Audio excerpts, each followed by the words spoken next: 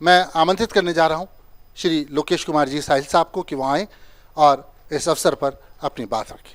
नमस्कार मित्रों, आज हम यहाँ बात करने के लिए इकट्ठा हुए हैं और खुले मन से बात करने के लिए इकट्ठा हुए हैं। चंद्रशेखर जी की जयंती वो अवसर हमें उपलब्ध कराती है कि हम इस विषय पे बात कर सकें। विषय जैसा आपको मालूम है असहमति और लोकतंत्र। तो हमारे राइटर्स क्लब के बहुत सारे मित्रों ने बहुत सारे नाम हमें सुझाए कि इस पे कौन अच्छा बोल सकता है इस विषय पे।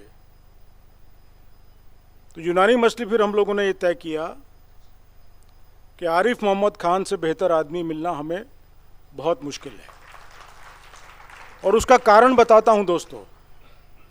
कारण उसका ये है कि मैं उन लोगों में से हूं जिनका आरिफ भाई से पुराना परिचय है और बहुत जिम्मेदारी से एक बात कह रहा हूं कि आज़ाद हिंदुस्तान में असहमति की सबसे बड़ी आवाज़ बन के कोई उभरा था तो वो आरिफ भाई थे। आप शाहबानो वाले प्रकरण को याद कर सकते हैं। आसान नहीं होता है, खास करके अपनी खुद की कम्युनिटी के खिलाफ जाकर के कोई स्टैंड लेना, राष्ट्र के हित में कोई स्टैंड लेना, बावाज़े बुलंद अपनी बात को रखना और फिर कुर्सी को भी छोड़ देना। असहमति की सबसे बड़ी आवाज़ बने आरिफ भाई, तो मुझे लगा कि उनसे बेहतर नाम शायद कोई दूसरा नहीं बनेगा। आरिफ भाई से मैंने गुजारिश की, उन्होंने कहा ज़रूर आऊँगा, चंद्रशेखर जी के लिए भी आऊँगा और लोकेश कुमार सिंह साहिल के लिए भी आऊँगा, लेकिन मेरी दो शर्तें हैं। पहली शर्त ये कि मुझे महामहिम नहीं कहोगे। दूसरी शर्त ये कि मेरे लिए कोई अलग से कुर्सी, अलग से सोफा, ये सब कुछ लगाने की ज़रूरत नहीं है। अगर ये दो शर्तों को मानो तो मैं आऊँगा। आरिफ भाई के हुक्म को हमने सर को खम करके तस्लीम किया। आरिफ भाई यहाँ हैं, मैं दिल की गहराइयों से उनका इस्तकबाल करता हूँ कि आप तशरीफ़ लाए, हमारे इस कार्यक्रम को रौनक बख्शी, हमें ये अवसर दिया कि एक बार फिर देश के उसी प्रखर और ओजस्वी वक्ता को दोबारा हम सब लोग सुनाएं। आज के समारोह की अध्यक्षता एक ऐसे व्यक्ति कर रहे हैं जो शताब्दी पुरुष हैं। इसी 28 मार्च को पंडित रामकिशन 100वें वर्ष में प्रवेश कर गए। बहुत सारे रिकॉर्ड उनके नाम हैं दोस्तों, बहुत सारे। 97 बरस की उम्र में घुटने बदलवा लिए। ये गिनीज बुक में रिकॉर्ड में दर्ज है ये बात। इतनी ओल्ड एज के आदमी ने घुटने अपने बदलवाए। 80 बरस की उम्र में उन्होंने एक ऐसा आंदोलन शुरू किया राजस्थान में पानी को लेके, भरतपुर में, जिसको आज सब पूरा राजस्थान ERCP के नाम से जानता है। उसकी बुनियाद अगर कहीं डली तो पंडित रामकिशन की वजह से डली। और मुझे ये दोहराने की कतई ज़रूरत नहीं कि चंद्रशेखर जी के और पंडित जी के क्या रिश्ते रहे हैं। इतने प्रगाढ़, इतने निजी, इतने घनिष्ठ। दो एक बातें शेयर करता हूँ आपसे। चौधरी साहब ने, चरण सिंह जी ने कुछ मित्रों के टिकट काट दिए, उसमें पंडित जी का टिकट भी कट रहा था। ये लोग सब मिलके गए चंद्रशेखर जी के पास और आप यकीन करना दोस्तों, पूरी लिस्ट काट के फेंक दी चंद्रशेखर जी ने वो, और ये सब नाम ऐड हुए बाद में। बहुत सारी घटनाएं हैं पंडित जी की चंद्रशेखर जी के साथ की, कुछ तो मेरी बहुत निजी हैं। एक घटना सुनाता हूँ। हमारा एक आयोजन था, चंद्रशेखर जी उसमें जयपुर आए हुए थे, भाटी साहब, देवी सिंह जी वगैरह सब लोग उसमें थे, मानक चंद सुराना, सूरनारायण चौधरी, तमाम लोग थे। उस कार्यक्रम की अध्यक्षता कर रहे थे हीरालाल जी देवपुरा। पंडित जी को भरतपुर से चल के जयपुर आने में कुछ लेट हो गए, कार्यक्रम समाप्त हो गया। तो ऊपर मेरे कमरे में जब सब लोग बैठे हुए थे गद्दे पे, पंडित जी एंटर हुए।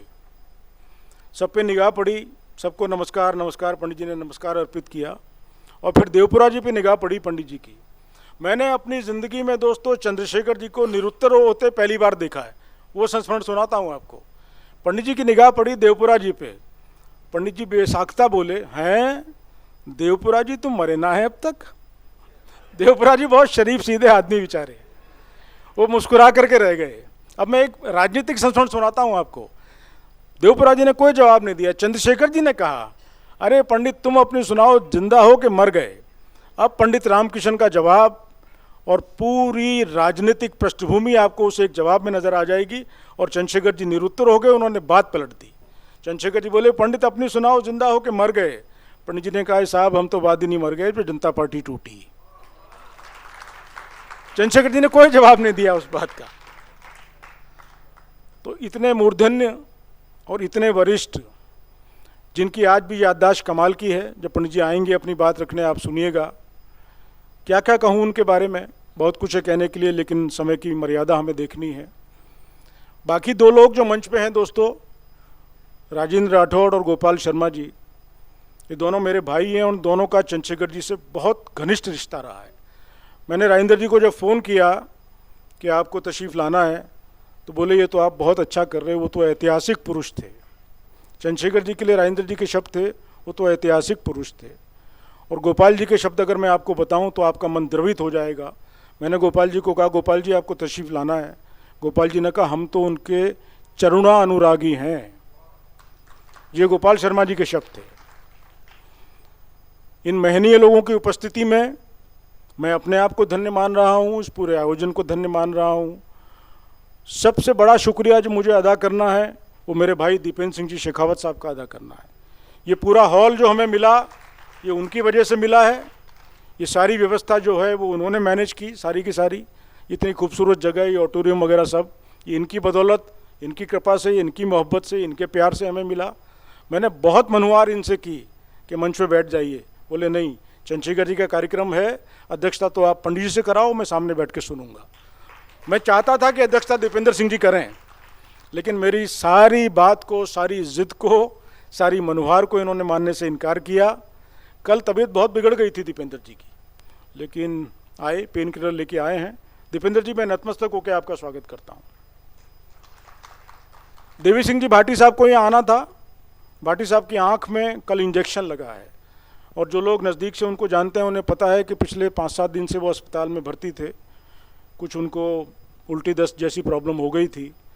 तो कल उनका फ़ोन आया कि हुक्म नहीं आ पा रहा हूँ। मैंने कहा कोई बात नहीं, आप आराम करो।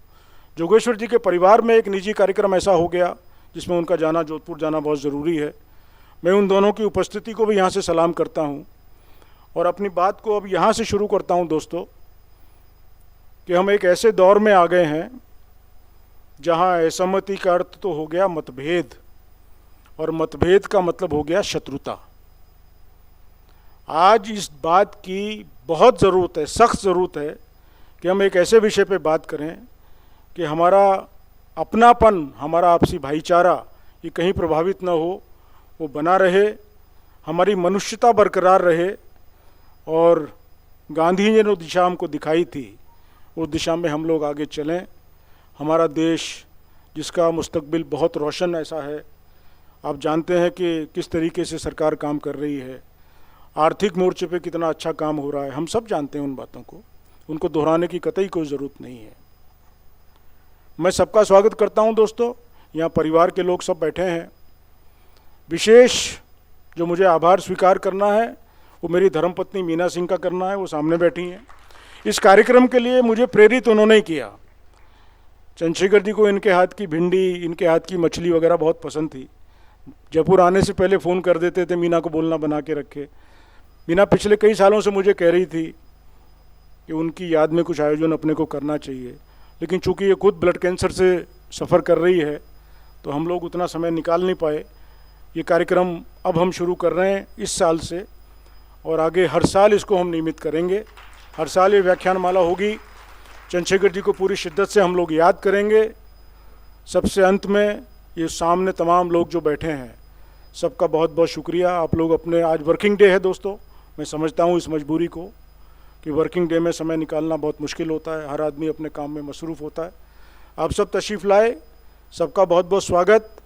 और एक पुराने उस्ताद का शेर है, उससे अपनी बात को ख़त्म कर रहा हूँ कि चमन में इख्तलाते रंगबू से बात बनती है, चमन में इख्तलाते रंगबू से बात बनती है, तुम ही तुम हो तो क्या तुम हो, हम ही हम हैं तो क्या हम हैं।